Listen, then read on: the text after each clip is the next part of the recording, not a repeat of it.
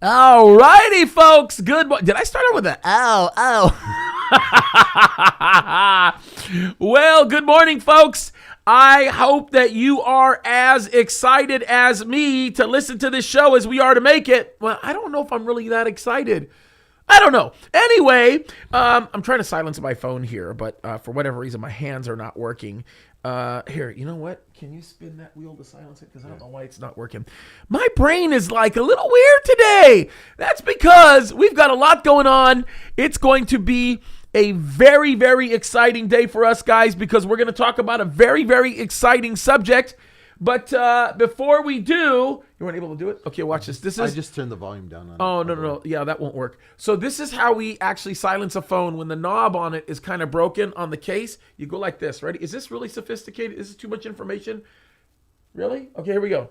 Do it. No, that's the wrong way. No, that's the wrong way. All right, let's see. It's stuck. It's one of those things where it's kind of stuck, so I'm going to just do it the other way. This is what you call wasting airtime here. Here, I'll do it. I'll yeah, there we go. Go ahead, Dale. See, what good are you, bro, if you're not doing that for me? Let me break this for you. No, don't break the case. Don't break the case. It's not good. Don't break the case. No. All right, did it say silent? We're on silent mode now? Yes. Because if the phone rings, we're going to have a problem, bro. Me and you, there's going to be a problem. We're in silent. We're in silent. Oh, I just turned it off now. Okay, wait, I turned it back on. Okay. All right. Enough of that nonsense. Okay, if you are on Facebook, don't worry, I'm just clearing my throat. We have got to the day where we have to explain ourselves now when we cough, right? But don't worry, you can't get anything through the microphone. Anyway, this is going to be a fun show today. I can tell you right now, with all the silliness going on, this is going to be a fun show. If you are on Facebook, I'd like you to do what I'm doing right now, and I would like you to share this live broadcast with people. Let them know we're here, and make everybody aware, because today is going to be a fun day. We are talking about the one world religion. We're going to have a conversation about that. Before we do, I also want to ask you, if you are on YouTube, we want you guys to like. If you have not subscribed to our YouTube page, please do so. Encourage your friends to subscribe. And then, of course, we want you guys to share this broadcast with everybody, because I think it's going to be a great broadcast. Also, before I bring Dale on, I want to thank you in advance for all of your super chats and your super stickers. We will acknowledge you guys either throughout the broadcast or at the very end. We're going to do our very best, especially in the Q&A. We're going to have some questions. We're always very looking forward to answering your questions. So without further ado, let's bring on Mr. Dale Quimby with me. Dale, you are here with me in studio. For those of you guys that don't know, Pastor Dale is my assistant pastor here, one of them, and he's kind of like what you would call the executive, right? He's the guy that kind of is the big boss of everybody, and I don't know if that's really a good thing. Is it a good thing that you're the big boss of everybody? Probably not. Probably not, yeah. That's what I think. It's probably a worse thing that I'm your boss, right? Because then that makes for a really bad situation, doesn't it?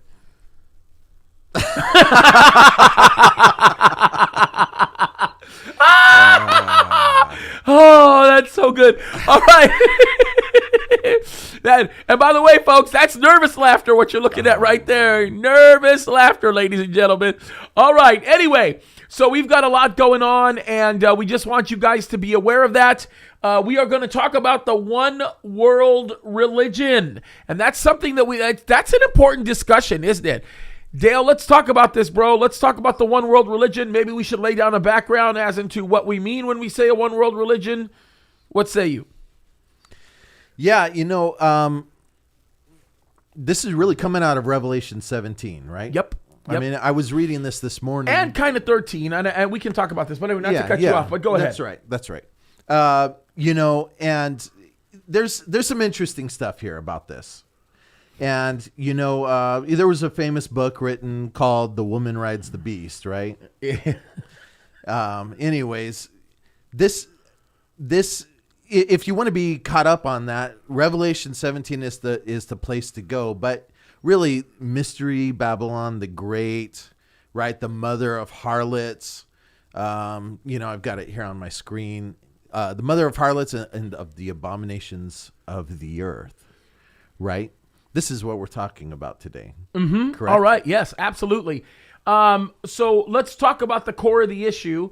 Why don't I just sort of lay down a foundation, because this is kind of an important foundation to lay, and that is the fact that we are going to one day be introduced to a person that I like to call the final Antichrist. And the reason that I like to call him the final Antichrist is because he is going to be the one that is going to bring what is religious into a very secular, or the false prophet is going to be the one that's going to bring in what okay. Let's hit a reset and start over again, shall we?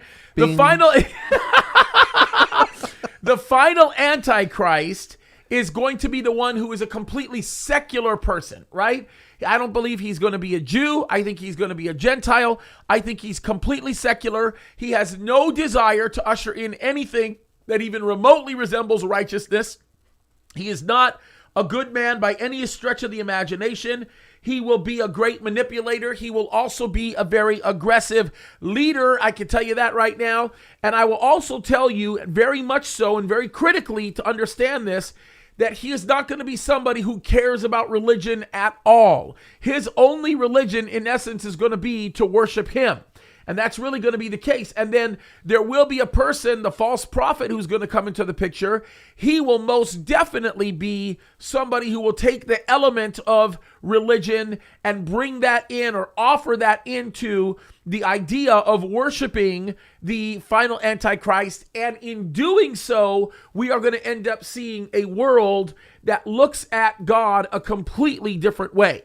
And so when we talk about this, now I do want to make some very important distinctions, right? There is a difference between physical Babylon and spiritual Babylon, right? When we talk about physical Babylon, we're actually talking about Iraq. We're talking about where Babylon would be, where you would expect it to be. When we talk about spiritual Babylon, we're talking about the act of committing spiritual adultery against the Lord and seeking to worship a false god. And I think that that's a very important distinction that needs to be made. I think it's very critical. So that's what we're talking about. We're talking about the coming one world government. We're talking about this religious sort of new order, right? This one world government religion. And so this is kind of the issue here that we're talking about. So let's talk about that a little bit. Dale, what are some of the things we're going to see with this one world government religion, for lack of a better term? Well, you know, when you mention Romans 13, I think the one thing that we really need to look at when we're talking about this is the financial part of it, right? We always talk about, I mean, you know, it's such a hot topic right now with the mark of the beast and the buying and selling and all of that. Well, that plays into this, right? This is part of the deal, and it's part of the foundation of this mystery Babylon, in my mind. Am I wrong about that? 100%. And I do think I entitled the live show, Let's Talk About the One World Government, or the coming one world government, for one very simple purpose, because we have to establish what that's going to look like first, right? We've got to understand what they're going to be doing, because the coming one world government or new world order is in essence going to be the religion of the people, in essence. It really is. Right. It's going to be what they seek. It's going to be their solution to every problem. It's going to be the solve everything to these folks. And I think it's a very important thing to talk about. So let's. Yeah. You know, I'm thinking about what happens, especially when we teach the Bible, right? And we teach verse by verse, chapter by chapter. That's totally great. I'm not knocking that, because I believe wholeheartedly in that. But so often I think we get to Revelation chapter 17, and we focus in on this religion, but you're 100% right. We're talking about a government. We're talking about a system. And it's not just that financial piece. It's bringing what seems like world peace or something to that nature, solving problems, right? Dealing with the fears of the world, and creating a very prosperous, almost like a unity that has one thing in common.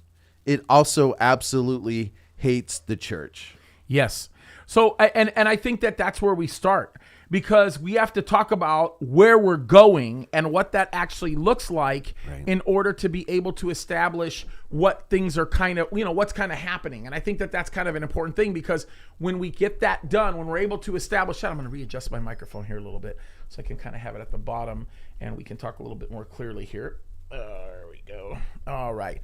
I think that when we talk about all of this, it's really important to understand the fact that we are not only looking at what everybody says is going to be this surrounding change and destruction that's coming and judgment from God and so on and so forth, but it's what took us there, right?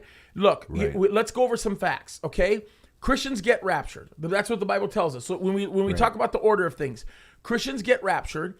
After the rapture of the church, right? Then you understand other things are coming, right? So Christians get raptured. After Christians get raptured, then we have a situation where we are dealing with a final Antichrist that is revealed. And now the way that he is revealed, this is what the Bible tells us, the way that he is revealed is he, in essence, makes himself known through the strengthening of this covenant. That's when this tribulation period starts. The tribulation period starts. This is a guy who is looked at as the greatest thing since sliced bread. Who knows? He might be the guy that's responsible for the building of the temple. We don't know, right? I mean, it's very hard to tell. Temple could be rebuilt before the rapture. It could be built after the rapture. We just don't know. But what's interesting is he comes into the picture. He is the greatest thing since sliced bread. That's kind of what it looks like to everybody. It's like, wow, this is amazing. We've never seen anything like this. This guy's wonderful. We love this guy. That's basically the way it's going to end up being. Right. And then we're going to get to the point where in that we're going to start seeing even more craziness begin to come into play, right? Because they're going to love him. They're going to say he's the answer to everything. They're going to take all of this into account. And then you're going to have a group of people that are going to be very, very concerned when he sets himself up in the temple and demands to be worshiped.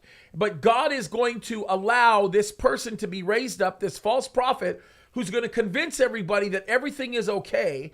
And we're going to get into some hairy territory here, right? Because there's a formation of all of this that's happening right now as we speak that is preparing us for this time. And he's going to come and he's going to end up doing what we know he's going to do. He's going to convince those that are concerned about the religious aspect of this that, hey, no problem. You can trust this guy, this Antichrist. You need to worship him. He's not going to say Antichrist. This one world leader, you need to worship him. And this will, in essence, become the religion of the world, is the worship of this Antichrist. And then God is going to pour out his judgment. And that's something that's a very, very important thing that we should probably focus on and talk about for just a second. Yeah, and something that actually brought this to the forefront was our discussion about how this happened historically. Right. It's already been done. Right. That's correct. Right. And it's interesting. If you look at Revelation chapter 17, you kind of see a progression where this government joins, in a sense, it's a cohesive union between the government and this religion. And then it uses that to manipulate the masses and finally casts off the religion and it goes its own direction. Right. Which in and of itself is going to be a religion, basically. It's going to be their it's going to be their new religion. It's going to be the replacement for it. Yeah. And, so there's this book that was out. It's been out forever. And it's a really encouraging book called God Smuggler. And it's about a guy that basically, he was messed up, got saved, and then God called him to smuggle Bibles into countries. Okay. And he smuggled Bibles into communist places, into Nazi Germany even. And one of the things that he talked about is how there was a progression that he saw in these countries always, which was first, the state controls what is it's viewed as Orthodox religion. Yep. It begins to control Orthodox religion, and then it begins to replace it. Yep. Right? So once it has its thumb on the Orthodox religion, it begins to replace it with its own programs. And, he even said, like in the Nazi Germany model, I mean, they had youth programs, they had events, whatever the church, whatever the people were used to in the church, the Nazis replaced that. Yeah, they replicated it. And they That's had, right. youth programs. You could join Hitler Youth. You had, like they used to have, at 13, you had a certain ceremony. When you graduated at 18, you had a certain ceremony. And the Nazis did those same things. Only they were basically changing this from being a religion that has God to being a religion that is following the government. Yep, 100%. And by the way, forgive me for saying this.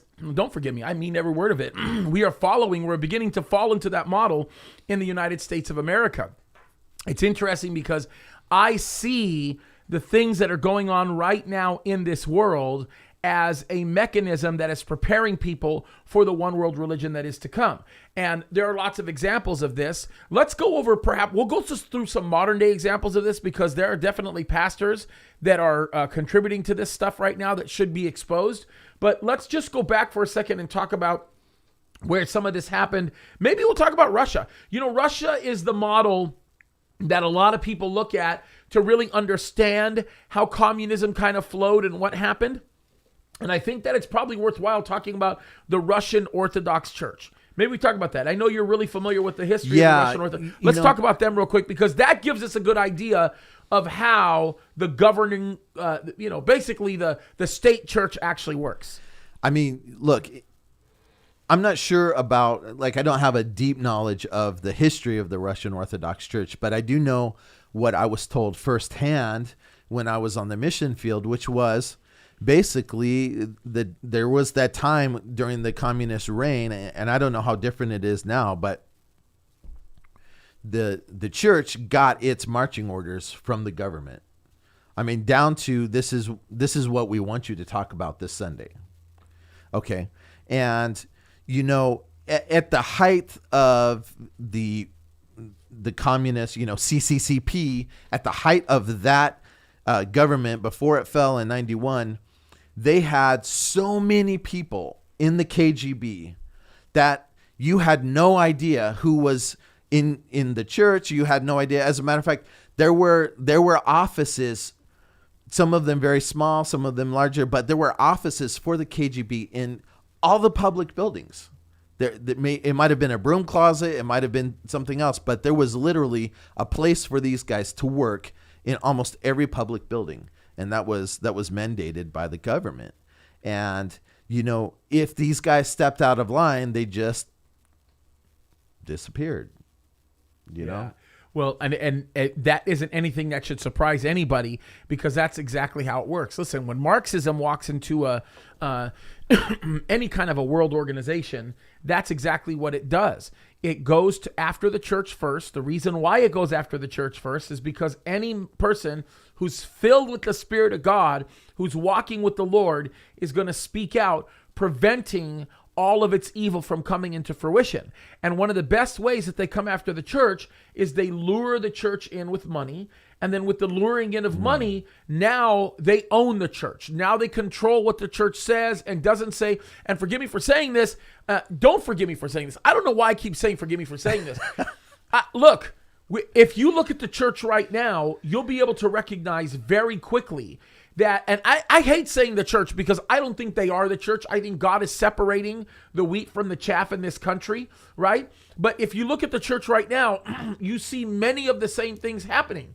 They're getting ready for this coming Antichrist, right? I saw this and I responded to it. There is a clown that's out there who basically put down a couple of key guys that are serving the Lord faithfully in the ministry, and he put them down because they speak against some of the things that the government is actually mandating, right? We're being very careful how we say this, because obviously YouTube will just shut us down, and we want to minister to all of you that are listening to us on YouTube, right?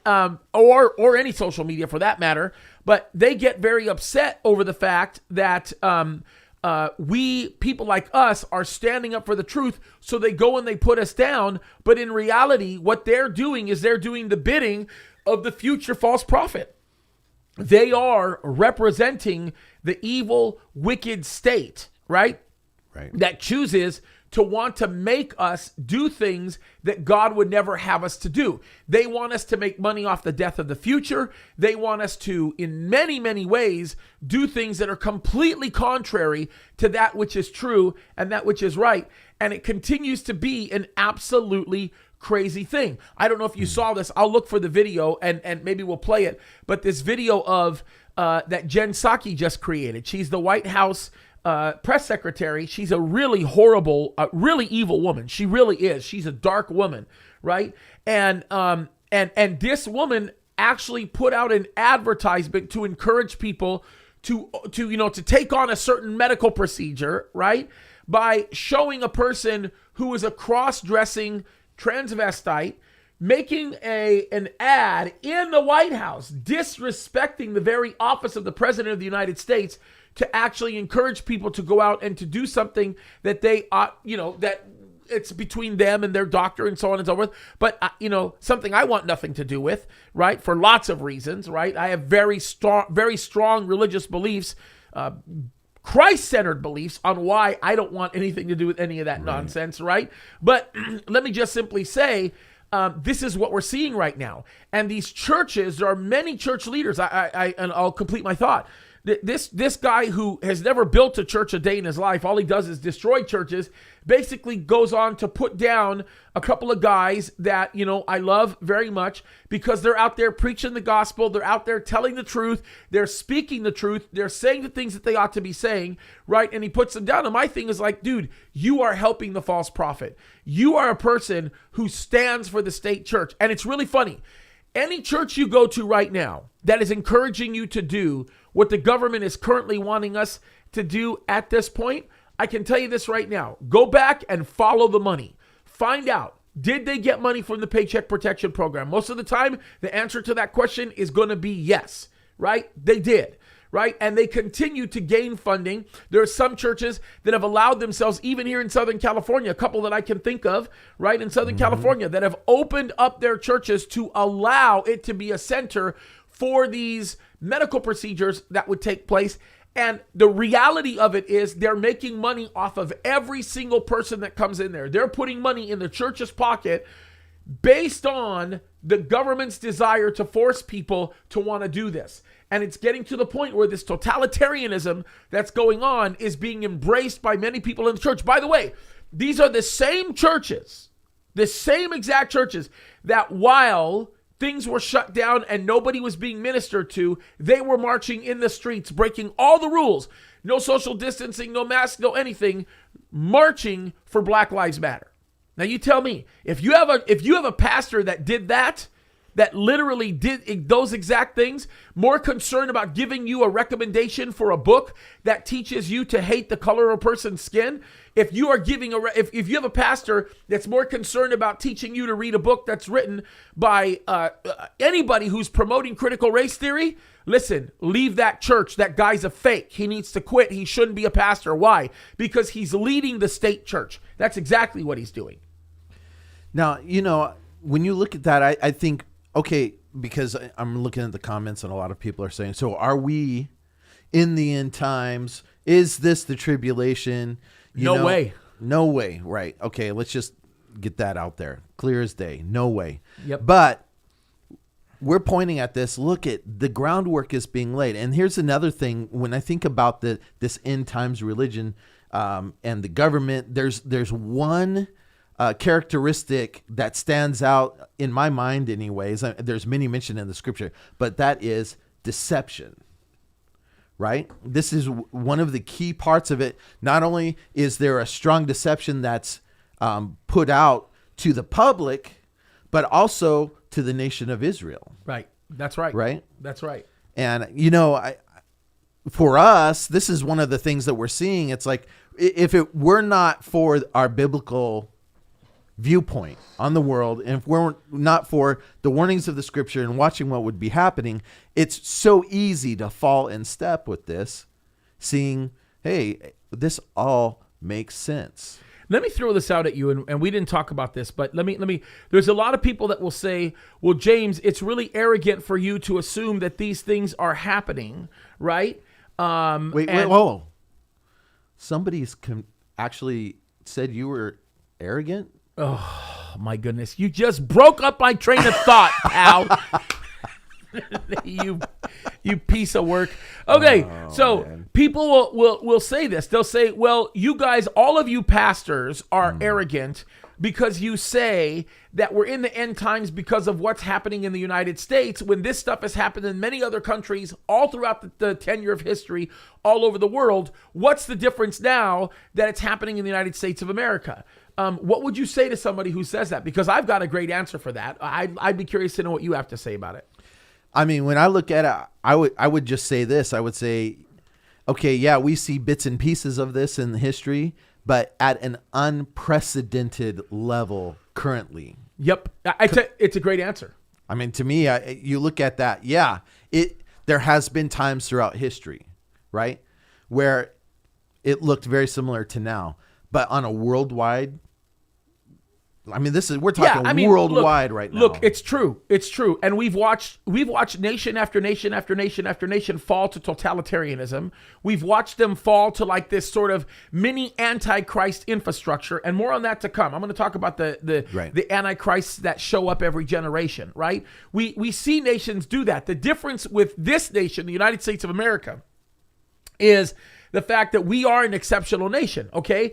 In the sense that God allowed this nation to start hundreds of years ago. We are the longest standing republic, a democratic republic, constitutional democratic republic that has existed in the history of the world, right? But here's the thing that's interesting that we've got to understand. We have to understand that although the whole world is falling to the mechanism that drives the globalist mindset, the New World Order, the United States of America has always been the nation that has kept that from coming into fruition. Now that the United States of America seems to be going in the direction of seeking out this New World Order, of walking in the mindset of globalism, it looks as though we are going to be finished with it all because there's nothing that's going to be holding it back. The only last thing that holds back the Antichrist from being revealed to the world are going to be Christians. So we're going to get raptured. Once we get raptured, it's going to all fall into place, including the United States of America, because the United States of America isn't mentioned in Bible prophecy. So we're watching the country become more and more inconsequential. Now, I still have some hope inside of me, and it's a small hope, but I have some hope inside of me that the United States of America at some point is going to experience this spiritual awakening, and as a result of the spiritual awakening, grow and grow and grow, and the United States is going to become a better nation. And Lord willing, the reason why the United States is inconsequential is because the church gets raptured, and a good majority of Christians that live in the United States, which make up the majority of the population, will also be raptured. Now, that's a big dream. Right? That's a big hope because I don't think it's going in that direction. I think it's going, unfortunately, in the other direction. But the thing is this. When the United States of America is at the point where it's beginning to capitulate to the ideals, the philosophies, and the nonsense that is carried by the global economy and the global movement, the movement for globalism, all of this craziness that's going on, we know that something different is taking place. Not to mention the fact that we're seeing signs everywhere of all of this. And I do want to make this one comment. I said this last night in my study.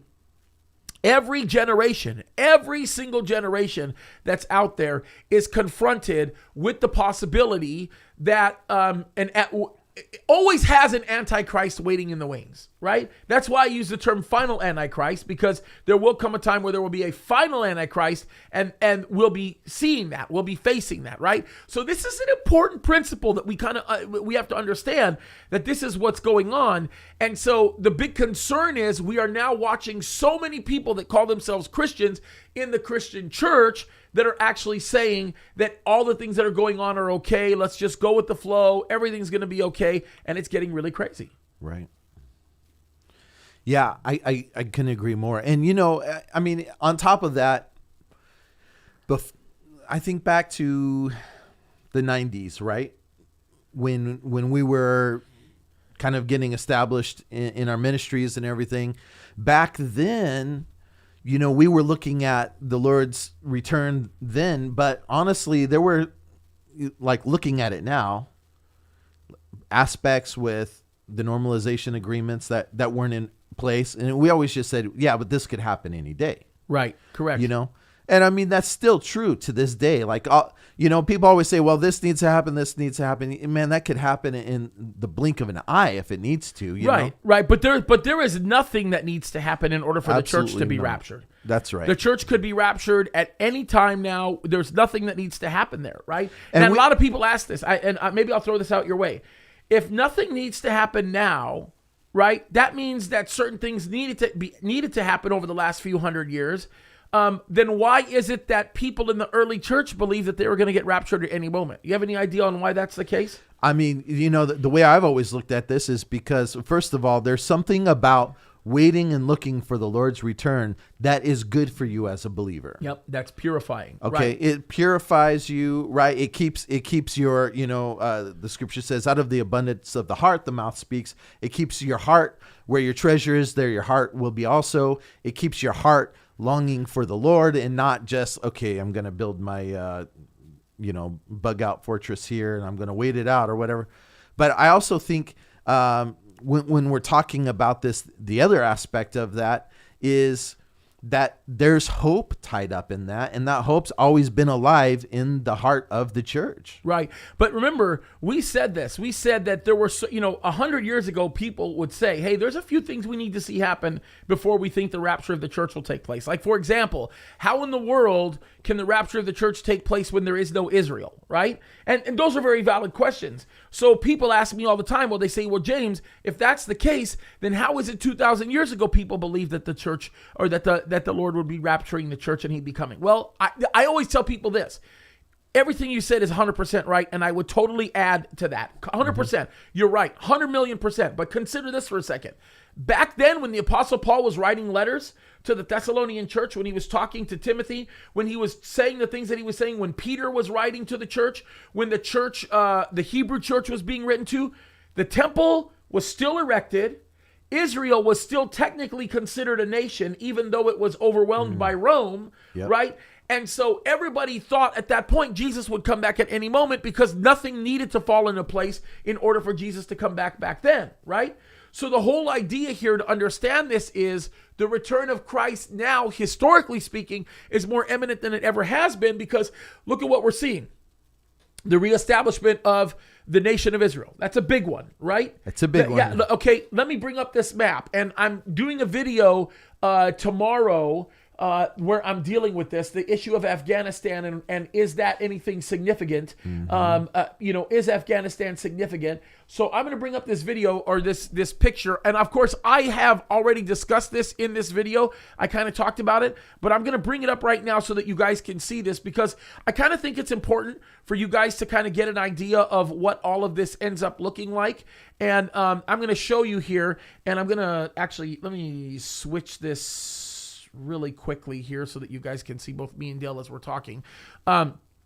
So let me show you what this ends up looking like, right? We know, and if you look at the map right now, if you're taking a look at it, if you look at the big, let's look at Egypt. Let's just start with Egypt. If you look at Egypt, you see where Cairo is, and you go north, okay? Let's say you go up, and you go further, you're going to see the Sinai Peninsula that's right there, right? Then you go up, you go further up, then you're going to actually see Israel, all right? Now, Israel, according to the Bible, is going to be attacked by Russia, right? It's going to be the Bible talks about Gog, who's the leader of Russia, with Magog. We're talking about Russia here.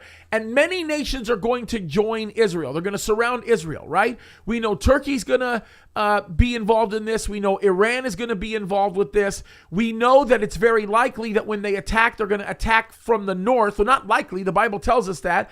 And it's very likely going to be from Syria, because Syria is the perfect place from the north. They're going to come there, right? And so they're going to come from the north, right? And if you look to slightly south of Syria, you're going to see Jordan and so on and so forth. We'll talk about Jordan in a minute, even though it's unique. They're not really kind of mentioned here in this attack in Ezekiel chapter 38. But they're going to position themselves in Syria, Russia, Turkey, Iran, the Sudan, Ethiopia. There's a few other nations that'll be involved. And what's even more astounding than the nations that will be attacking Israel are some of the nations that are going to object to that attack. So if you look where Iran is, you look south, you go over the Persian Gulf. past the Persian Gulf, you'll see in between the Persian Gulf and the Red Sea, you'll see Saudi Arabia. And it's interesting, the representations that have been coming from Riyadh and, of course, the royal family of Saudi Arabia, how they're continuing to be supportive of Israel. They are going to be the ones that are going to object to the attack that takes place. Now, a lot of people have been saying for years and years and years and years, hundreds and even thousands of years, that's impossible. How in the world are you going to see Russia in cahoots with Iran, for example, and position themselves in Syria as they go forward doing their things, right? By the way, the destabilization of the region based on what's happening in Afghanistan right now is going to contribute greatly to the craziness of Iran. We know that that's going to happen because Iran's going to find themselves yet another proxy to be able to do the things that they do, because even though 90% of the Muslims in Afghanistan are Sunni and Iran is mostly Shiite, there is still 10% that are Shiite and will act as proxies on behalf of Iran to destabilize the existence of what is left of any government there in Afghanistan so that they can continue to commence their operations. There's a lot of this stuff that's going on. There's still a lot of tension between Iran and Pakistan, but either way, Iran is going to become the problem of the whole world in that region, and Russia is going to be the one that's already is going to be. They're the ones that are stepping in right now, and they are taking the place of prominence. They are the leaders. They are the players in the Middle East right now that's bringing the mechanism of stabilization. And it's really interesting because when you look at Iraq, between Syria and Iran, Iraq, which we're going to call Babylon, okay, let's just say what it is, right? Right. Actually, it's interesting. Iran as well. I mean, there's a lot to this, right? I mean, there is a slight portion of Iran that I would also categorize or call as Babylon, but that's a whole other story. But when you look at Iraq and you look at all of the situation that's going on over there and you consider what's happening, you're going to recognize very, very, very, very quickly that Iraq is even going to be used. Babylon is going to be used as a tool to help Persia, Iran, do what it needs to do in what's going to happen with Israel. You see it happening all throughout the region, and as you look at all of this, the map, if I had put this map in front of you even 5 years ago and I told you what was going to happen, you would say there's no way, it's impossible. The level of geopolitical shifting that would have to take place would be insane. And some of you are probably saying that still. Well, James, how in the world are you going to be able to create a stable attack against Israel if you're Russia without any kind of possession of the Red Sea, any association with the Red Sea? And then to that I would say, au contraire, because if you've been watching the news, Russia has signed all kinds of agreements with the Sudan in order to be able to commence operations just off their coast, which just off their coast is what? The Red Sea. So Russia now has positions in the Red Sea. They've got positions in the Persian Gulf, and pretty soon they're going to end up having some positions in the Arabian Gulf or the Arabian Ocean, and then now south of that they're going to end up being in the Indian Ocean. We know that that's going to happen because they're going to have to secure things. Somalia is now being bombed by the United States. Some of you may or may not know that. We've already taken a position to start bombing Somalia again, which is a crazy thing. It's basically the industrial complex for war beginning to push forward. All of this stuff is happening, and it's going to the destabilizing of the region so that we can end up watching what we know is going to happen in Ezekiel chapter 37 and 38 and 39. 37, God's gathering all of the Jews back together to Israel, many of whom are not of faith. And then 38, we see the attack that takes place, and 39. And I will just tell you, per Ezekiel chapter 39, we know that the 38 and 39 attack that I just described to you is not going to take place until the church is raptured. Why? Because at the end of 39, God tells Israel this will be him dealing with them. This will be something that takes place, and they, in essence, will never be pulled away after this. And, of course, we know that that's going to be after the rapture. So that's what we're dealing with. It's an earful, but in order for all of that to happen, you have to have a specific type of geopolitical shifting in the region take place, and then you have to have some kind of an agreement with Europe taking place the one world government that's beginning to grow, and Putin is beginning to play nice with them under the auspice of, hey, give me respect, give me my place, let me do what I'm going to do because I'm going to fix the Middle East problem for you. And it's crazy, but that's exactly what's going on. And by the way, that's a result of the gap that was left with the exit of President Trump. So there's a lot of things that are going on here, very, very important. Now, back in the day, during the Cold War and all of that stuff, basically the Soviet Union back then, that was locked in. Anything they did in the geopolitical realm, the U.S. and its allies immediately jumped on it and countered it. 100%. Right? And the idea was... along with some European partners, in some cases. Stop the spread, right? Stop the spread of communism. Back then, that was a big deal. And, back then we looked at this and we just said, well, all of a sudden these agreements are going to happen and they're just going to be able to send their armies down there. Well, they've happened. The pathway is more or less clear for them to... You know what I mean? Oh, yeah, 100%. And we're seeing it more and more and more and more. It's getting crazier and crazier and crazier and crazier. And if you had told us back then, hey, by the way, at some point Russia is going to ask to be the police of the Middle East, we would have laughed out loud. Are you kidding me? Oh, yeah. All of us would say you're absurd. Yeah, that's what an obscene conclusion to come to. All of us would have made fun of you. And now it's like, not only is it happening, but it's happening. It's like people are like, yeah, that's a good idea. Yep, 100%. And I've shared it before. I'll share it again. Look at where things are going. We've talked about the darkness that's coming. We talked about the image of the beast that's going to be used to cause people to worship, right? We've talked about this. Again, I'll play just a section of this, right? We've talked about how this image moves and people are worshiped and so on and so forth. Look at what we're facing right here. Look at this. I'm going to play a portion of a video that we played last time. And again, this is amazing, but I want you guys to pay attention because this is such a good picture of what we're headed to. And I'm not saying that this here is the image of the beast, but what I am saying is the world is preparing us to accept the image of the beast, if that makes any kind of sense. That's exactly what we're seeing right now. And it's sad, but that is literally the picture that we're facing. And so I'm going to show this to you because this is a pretty amazing, this will give you a pretty amazing idea of how the world is beginning to accept all of this. And it's unbelievable. So look at this, and let me switch back from the map. I'll show you the video here. We'll play this really quickly so you guys can watch this. Here it goes. In retail, gastronomy, and special events for diversity of occasions. The world's tallest moving sculpture. Its head moves. Its arms move. It speaks and sings.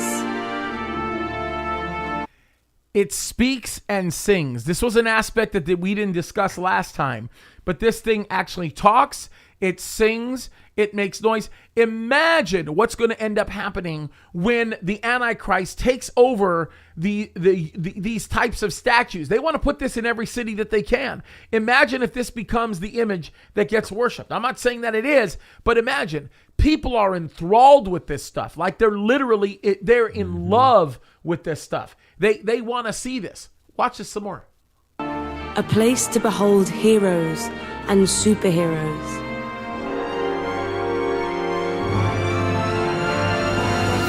A space to celebrate the great and the good. The game changers. The icons of your city and country. Every hour, So I'll stop here and we'll switch back over. But it says the icons of your city and your country. So imagine if the final Antichrist becomes the icon of our city and country. Imagine what that ends up meaning. We are headed towards a very, very, very dark place. This is what we're looking at right now. I think somebody needs to superimpose over that video, like glowing red eyes. Oh yeah, exactly. Yeah, exactly. Okay, yeah, yeah. And it is. Now it looks evil. And it is. Well, I mean, look, as it is, it's creepy. Yeah, absolutely. You can't look at that and say any other thing. It's like, as it sits, it's some pretty creepy stuff. Yeah. I mean, I've talked about this. So we went over the Amazon things, all the things that are happening. The Google AI, some of that stuff that's going on. I had to find that video and show that one to you about what's happening with Google AI. That kind of thing is scary as well. It's unbelievable. I'll show this. I'll look up to that. I'll look for that, and maybe we can. And when I look at all of this stuff, I see, okay, man. So we're looking literally down the barrel here of the formation of this system. But the thing I think that's so different now than any point in my life that I know of, I don't know about all of history, but in my lifetime, is that it seems like right now so many people are just wanting what is coming. Yep. And not just Americans. 100%. 100%. I'm going to play this video for you. This video is going to give you a really good example of what Google's artificial intelligence can do. And by the way, this will make you sick. This is a very old video. We're not talking about a video that is new. This is an old video. So if you want to understand what their technology ends up looking like, I'm telling you, it will absolutely make you sick. But I want you to see this video watching Google. I want you to watch Google's artificial intelligence make an appointment with a hair salon. Okay? Mm-hmm. And this is, by the way, this is old technology. This isn't even new technology. This is old technology. But again, I really want you guys to see this because this is giving you a good example of what artificial intelligence is doing right now. And it's going to have a big play in the one world government. It's going to have a massive play in the one world religion. So let's go over there. I want to show this to you because I think it's going to blow your mind when you see this. Let me play this video for you. So how can I help you? Hi, I'm calling to book a woman's haircut for a client. Hi, I'm calling to book a woman's haircut for a client. That is not a real person, folks. Watch the video. It is not a real person. This is artificial intelligence that is booking this appointment. This is scary. I'm not kidding you. This is scary. Pay attention. I'm looking for something on May 3rd. Sure, give me 1 second. Mm-hmm.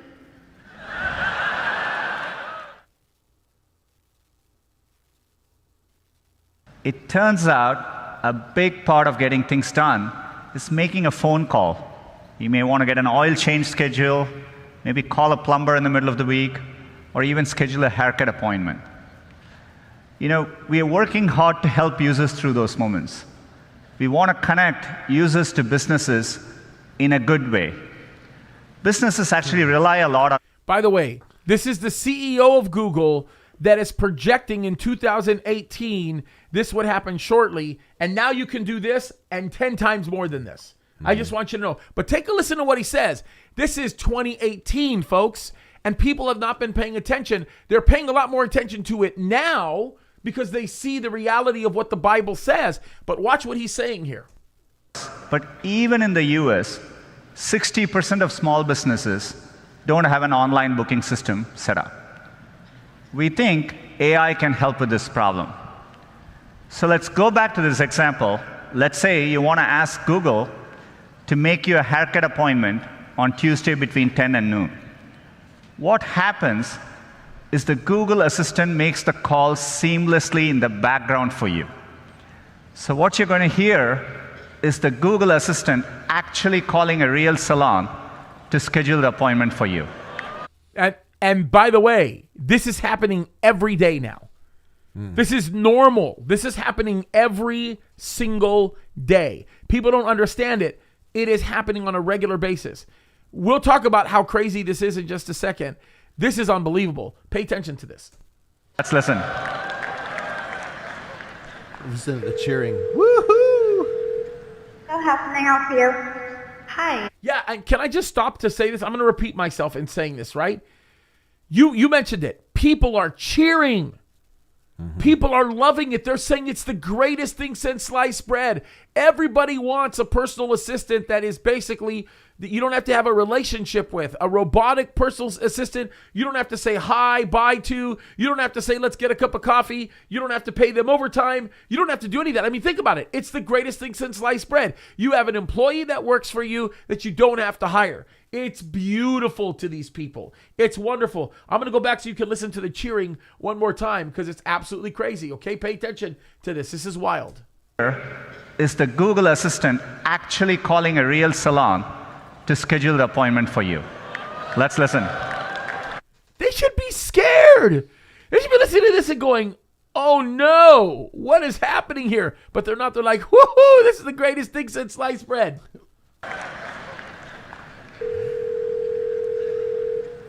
How can I help you? Hi, I'm calling to book a women's haircut for a client. I'm looking for something on May 3rd. Sure, give me 1 second. How do you like the fact that the person on the left, that's the fake Google AI, sounds more like a person or a human being than the person on the right who's actually a human being? I'm not kidding you. This is insanity. Keep listening. Sure, what time are you looking for around? At 12 p.m. We do not have a 12 p.m. available. The closest we have to that is a 1:15. Do you have anything between 10 a.m. and 12 p.m.? Depending on what service she would like. What service is she looking for? Just a woman's haircut for now. Okay, we have a 10 o'clock. 10 a.m. is fine. Okay, what's her first name? The first name is Lisa. Okay, perfect. So I will see Lisa at 10 o'clock on May 3rd. Okay, great. Thanks. Great. Have a great day. Bye.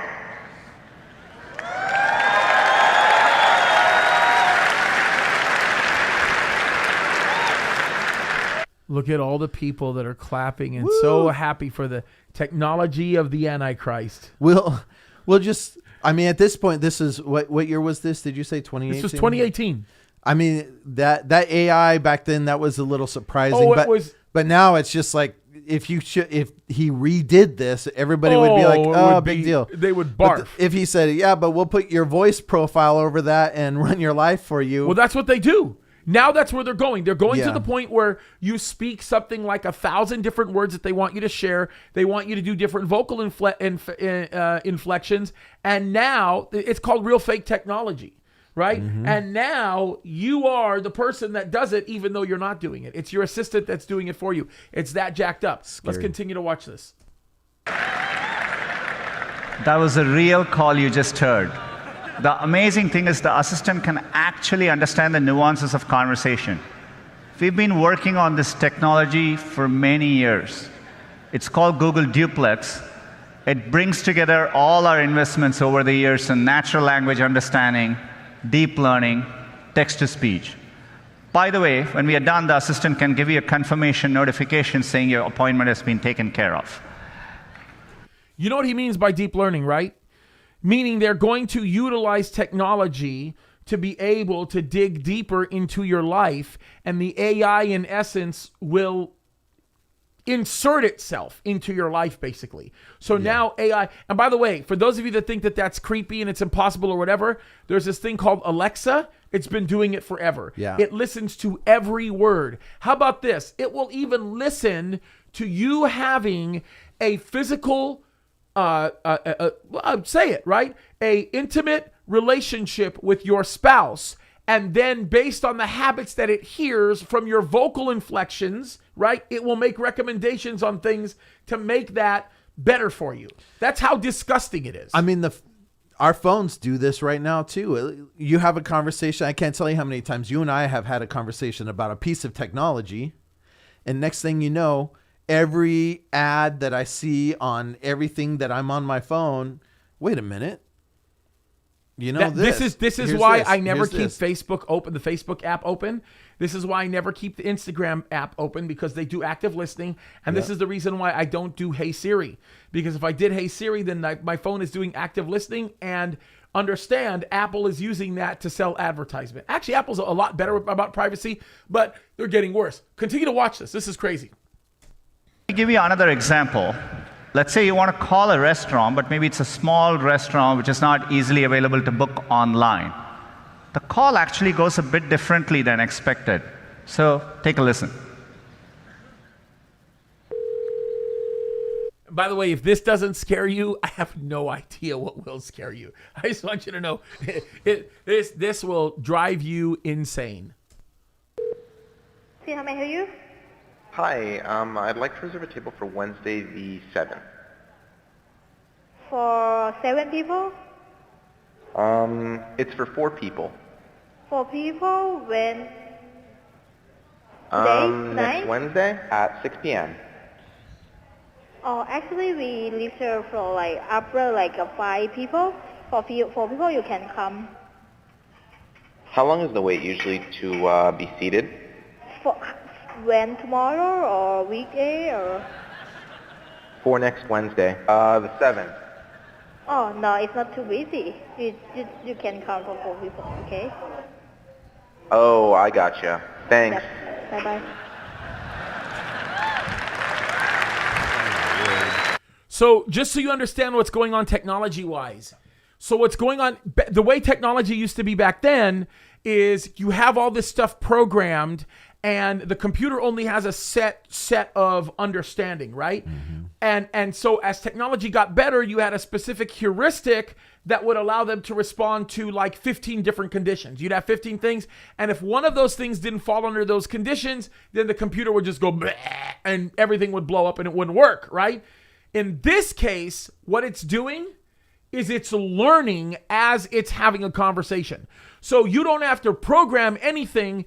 It literally is learning from this lady as it's having a conversation saying, okay, she's a foreign national. She doesn't understand the English language. She's not understanding me. So it learns that. It knows what she's not understanding and then chooses to go a separate route. Imagine that. It's getting crazy. And look what he says about this. This is unbelievable.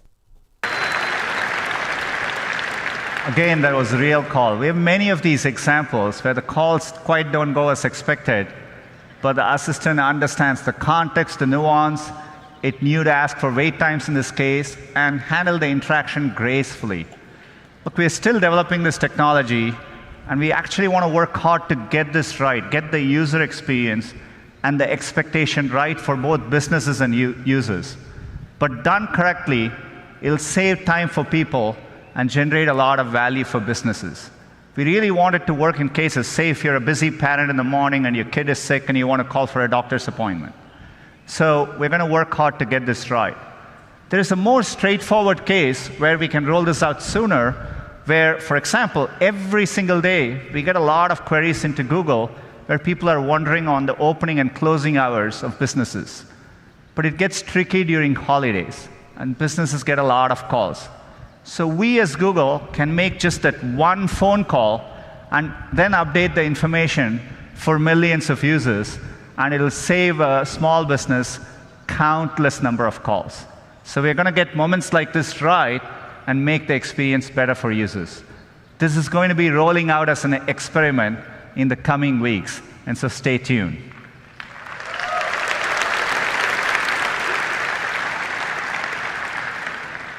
A common theme across all this is we are working hard to give users back time. We've always been obsessed about that at Google. So this is exactly the world that we are coming into right now. We are seeing this more than more. By the way, this was very old technology. Very old technology. Now I have something to say about this because we were pursuing using machine learning, deep learning, for data and data analysis in the last job that I did. And, getting into it's crazy. Like maybe most people don't know how far that's gone, but with the AI and the deep learning now, I mean, they've used this stuff to write books, to write songs, no doubt to, analyze speeches, to put things out in a more convincing fashion. People just don't realize how often it's used. It's used every day when you type. It corrects your grammar. It corrects your spelling, right? That's the low level thing. But the deep learning really all of this stuff goes into a computer and it can process so many things because at the point that you need like billions and billions of data points analyzed, the human brain has a hard time tracking that, but they dump this stuff in and they analyze it. And in a lot of these cases, like Google, which has massive computers, huge storage centers, they're analyzing so much. Oh yeah. And it's just, you just control what you want to learn from that. Yeah, and I'll play this for you guys. This is unbelievable. I will play you a tour of Apple's new building. It was built, I want to say, they finished building it, I want to say sometime at the beginning of this year or maybe last year. And I believe this is the tour where they're actually going to show you some of this type of technology being implemented.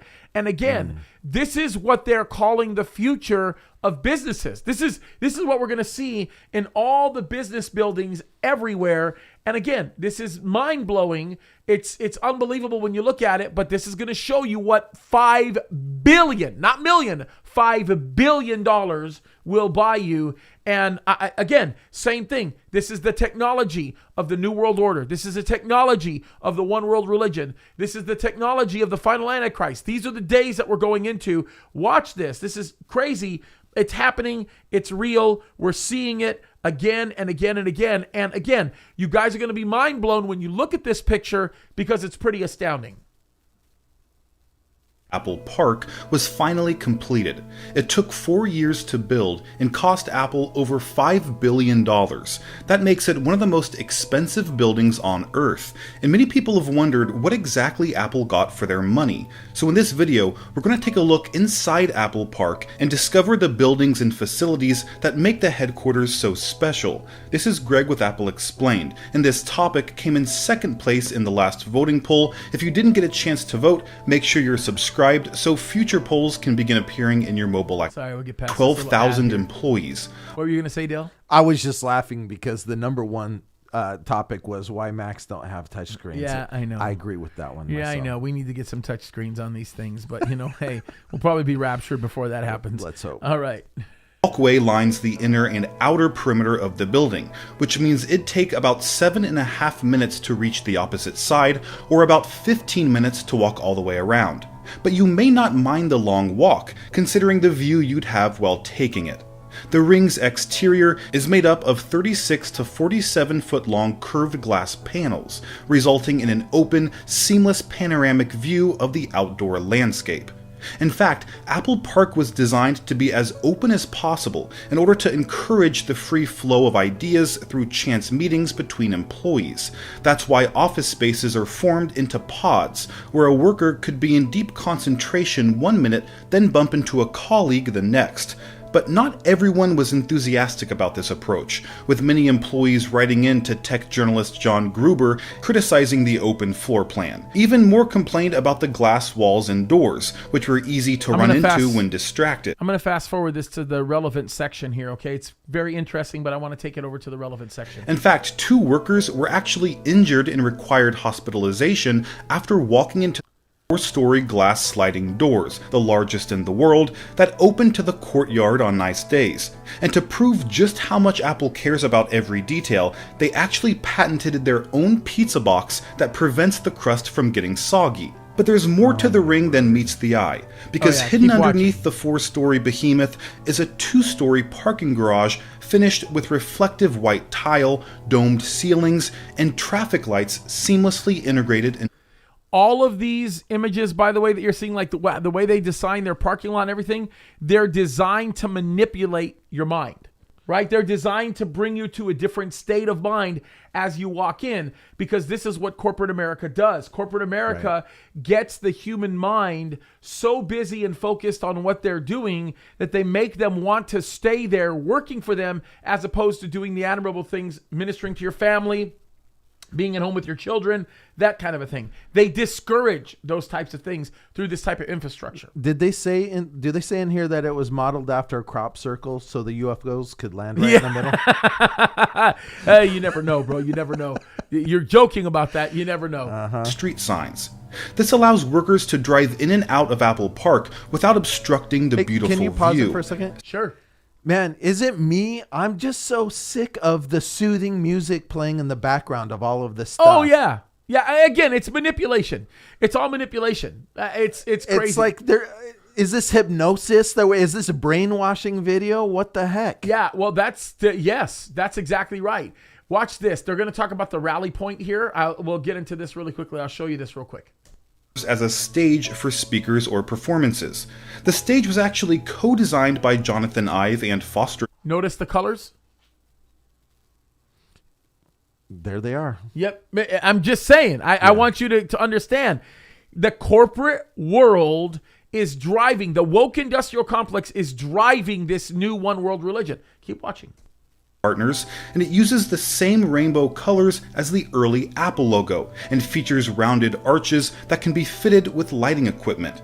But it's important to point out that the ring is just one of several buildings at Apple Park. If you travel to the northwest area, which you can reach by using one of the gray Apple bicycles, you'll find a building that may look a bit out of place. It's called the Glen barn, and it wasn't part of Apple's original plans. The barn was built in 1916 and happened to be on the land Apple purchased for their new headquarters. They wanted to demolish it completely, but it had already been declared a historical site in 2004 by the city of Cupertino. So after some discussion, Apple agreed to keep the barn and use it to store maintenance tools and other landscaping materials. So generous. Beside Glendenning Barn is a much larger building. Say again? I said that's so generous. Oh, yeah. Oh, my word. Yes. This is just like, pat me on the back because I'm great. I mean, I don't know. I watch this and it's just like, blah. I feel like I'm being thrown up on. Oh, yeah. Oh, it's bad. It's bad. Was part of Apple's plans. It's a 100,000 square foot fitness and wellness center, complete with changing rooms, showers, laundry services, group workout rooms, and a 2-story yoga room covered in stone. But not just any stone. Jobs made sure it was sourced from a specific quarry in Kansas and carefully distressed to make it look like the stone from his favorite hotel in Yosemite. Moving further south, you'll find the sports fields, where workers can enjoy a game of basketball or tennis. And even further south is the Apple Park Central Plant, which is attached to the southern parking garage. The central plant houses utility equipment like fuel cells, backup generators, chillers, condenser water storage, hot water storage, an electrical substation, and water and fire pump. Okay. In other words, we are creating a place that we do not want anybody to leave.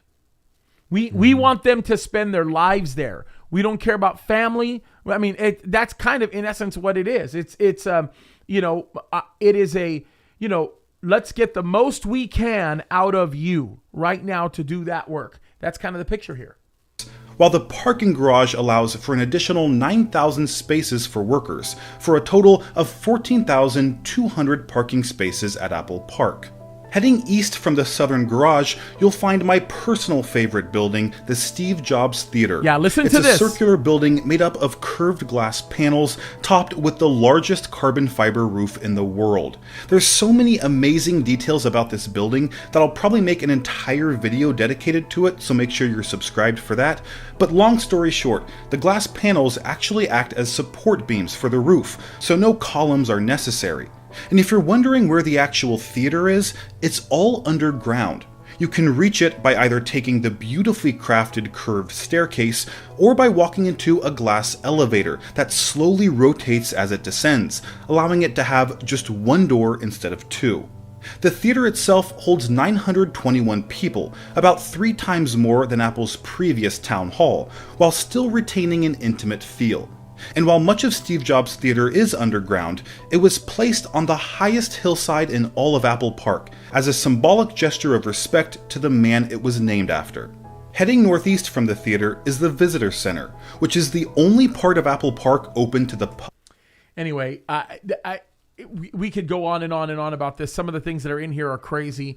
The amount of AI that's also implemented in this and the technology that drives all this is absolutely insane. It's crazy. I just don't know why they spent all that money when they should have made it so that the autocorrect feature when you're texting actually would work first. Yeah, probably. Probably. I really think I'm with you on that one, brother. I think they read our text and like, oh, these Christians, we better mess with their phone so they don't have a good experience. I don't know. I mean, 100%. I'm with you on this one. So listen, we only have a few minutes. Why don't we take a couple of questions? You guys know the rule on this. When you do it, put question in all caps, and we'll go ahead and take it. And by the way, for those of you, I haven't been paying attention. I don't know who's been super chatting. Let me go look that up really quickly. For those of you that have, I just want to acknowledge you and thank you for doing it. Let me see here. Oh, let me see. Looks like it's just Katie. Thank you for that. Is that all we have? Is it we have? Yeah, Katie, thank you so much for your super chat, and we thank you for all of you guys that have been supporting us. All right, let's take some questions. Once again, you guys know the rule. We want you to put question in all caps, and then give us your question, and then we'll go ahead and we'll take that. All right. Let me see here. Oh, yes. Yeah, some of these questions we actually can't take because obviously these would be questions we would probably take on Rumble, but we will not take here. Here's one. What are your thoughts on the belief that God has a 7,000-year plan from the time of Adam's sin, 6,000 years for man, the 1,000-year reign of Christ? I mean, I've heard this. I've heard a lot of people teach this. Okay, what do you say to that? David, by the way, thank you for your super chat. God bless you. I think this is as far as it gets with me. I hope that's true because we're right there. Right. Again, the thing, my concern about that teaching is just that you're really putting a date. Of course, it's not the time. It's not the exact day on that, but yeah, it's setting times and dates, and I just don't think that works. I know that the Lord is going to return sooner than we think, but I have a hard time putting numbers on anything. Here's a question. How many Antifa members do you think will bow down to the Antichrist? I think virtually all of them will. I mean, they've bought into the economy of the Antichrist. That's sad, right? Here's a question, and listen, Aviel, you don't have to do it 10 times for us to be able to see it. We see it, my friend. After the rapture, will people still be saved? Well, yes, but they won't be considered part of the dispensation that the church is in, right? So the way that you get saved after the rapture is you don't accept the mark of the beast, but you're going to die because of it. But yes, yeah, you will. That's right. And by the way, the 144,000 that are out there, all of the Jews, they're going to be the greatest evangelists out there. They're going to be preaching the gospel, but yes, people will be saved. And by the way, I'll just tell you this right now, guys that continue to repeat questions 50 times, we're not going to answer those questions because it's not fair to all of those people that are actually trying to put a good question up. It's just not fair. Okay. All right. Let me see here.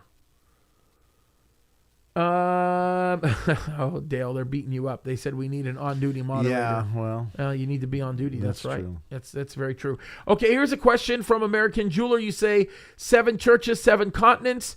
Something you've thought on? I've been asked that question before. I don't believe that's the case. I think it's a universal thing, and the reason why I say it's a universal thing because it says, "He who has an ear, let him hear."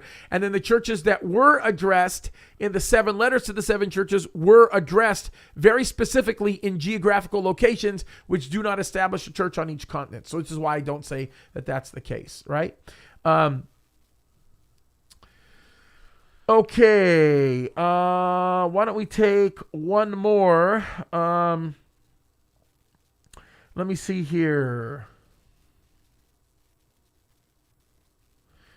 Let me see here. Okay, here's a good question, and I think it goes along with what we were talking about with the giant. And it says, is not the statue of Revelation 13 supernaturally endowed? Sure. Yeah, that's a good point. And that's definitely why when we look at that, we don't say this is it. But we're just saying, man, when you see that more than ever, you see how this can be. Now you couple that with supernatural. Oh yeah. Listen, that statue could easily be supernaturally endowed. I mean, think about it. God can make, or the Antichrist, God can allow the Antichrist and his false prophet to do anything that they want with anything. So there's going to be supernatural intervention involved in a lot of things, very similar to this. So that doesn't disqualify that one bit. We see it mechanical, but it could very easily be that way. Right. All right. This is a question, Jennifer Reeves. You say, have you noticed the white horse descending from the sky in the giant promo? Actually, no, I did not see that. Did you notice that? I didn't, but I keep wanting to see that because somebody else mentioned it in our last video. And should we go back to see that if there was a white horse? I don't know. I don't know. Is it worth it? We'll have to track it down. Yeah, I'm out. Well, let's see. If how long is that video? The video is only a few minutes. I think it's towards the end. Oh, really? It's not right here? Let me mute this really quickly and see if it is. And if it is, we'll show it to you guys. Let me see here. Let me see if we can find it. Let me see. Is there a white horse in any of these images? Is there? You say it's near the end. You know what? Well, check the that's comments. what I thought Check the comments said. and see if they say if they have any idea as into where it is. Yeah, somebody give us a timestamp or something. Yeah, because I'm really curious to know. For some reason, I thought somebody said it was near the end, huh? Well, I could have misunderstood that. Oh yeah. I think this might be one. That's that's kind of crazy actually. Take a look at this. The shining heaven. No, take a look at this. No, it's subtle, but take a look. It's not on screen. Just so you know. I know. I'm going to put it on screen right now. Oh crud! That's kind of crazy, and I did not know that. But watch this on screen. I'm going to mouse it over to where it is. But that's really scary, actually. That is gnarly. I did not notice that. Look at that. Look at that image right there. Look at that. Oh, there's the horse. Look at the horse. Look at the horse. Look at the image right there. Look at that right there. What in the world? What? Oh, holy smokes. Look down. Look at this. It's a big old, what the heck is that thing? I never even noticed that. That is crazy. You have a horse coming out of the sky there, right? Yes. There's a horse coming out of the sky, and look at this image right here where my mouse keeps circling. Look at that. Top left where all the flags are. What is that? The tooth. Look at the teeth. What is that? No idea. That is crazy. That is so subtle. I never even noticed when they produced the video. That is unbelievable. That is a beast of some sort that's actually watching that. I wonder if there's any more of these sky emergence. That is crazy. Look at that. That is unbelievable. Wow, that's worth the price of admission, folks. Wow, I wonder if there's any more of that we can see in any of this. Let's very quickly take a look and see if there's any kind of a horse emerging or anything like that. Wow, you guys are right. There is. And there's a picture of the head of a beast or maybe a horse that's like a half beast, half something. Wow, that is absolutely crazy. I cannot believe that. That's wild. I wonder if there's one here near the end that we can see kind of coming out.